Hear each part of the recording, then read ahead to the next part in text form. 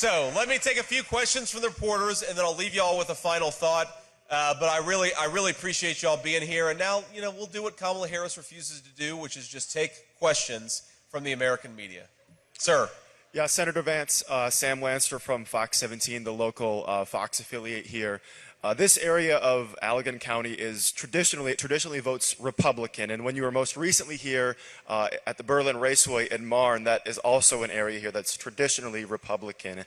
Is that the strategy of your campaign, kind of in this final stretch here in this part of the state, to kind of energize, more target specifically, your voter base? No, I think our strategy is we want as many people out there, just to put it very simply. This is going to be like a John Madden football commentary. You remember John Madden? He'd always say, well, the Bengals really need to score more points than the Eagles to win this game. It's like, all right, thanks, John.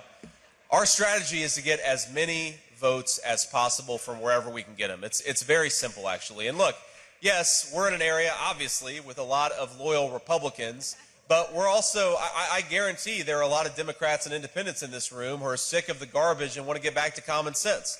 So we're going to get everybody to the polls.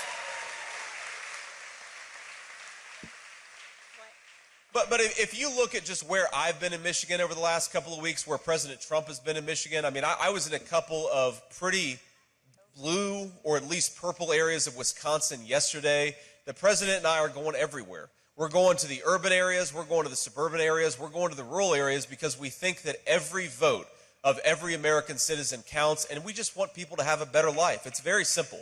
That's the message.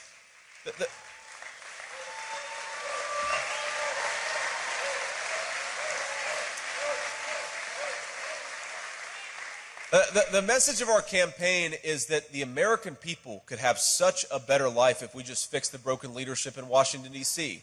Kamala Harris broke it. Donald J. Trump will fix it. That's why we got to win in 7 days. Thank you. Next question.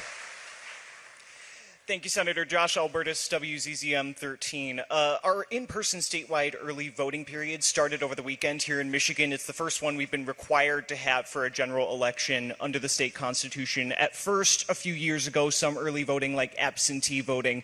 Many in your party were skeptical of it, but now we've seen signs about mail-in, early voting around the room and at other events on the trail. What do you think may have been the turning point have been for portions of your party in this year's campaign to embrace it? And what would you say to people who may still be skeptical about those systems? Well, look, I understand the skepticism because I think a lot of Americans would rather have election day rather than election season. But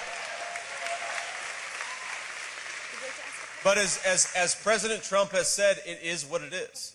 And you can't have one campaign trying to take advantage of every opportunity to vote, that being the Kamala Harris campaign. If that's going to happen, then the President Trump campaign has got to take advantage of every opportunity to vote too.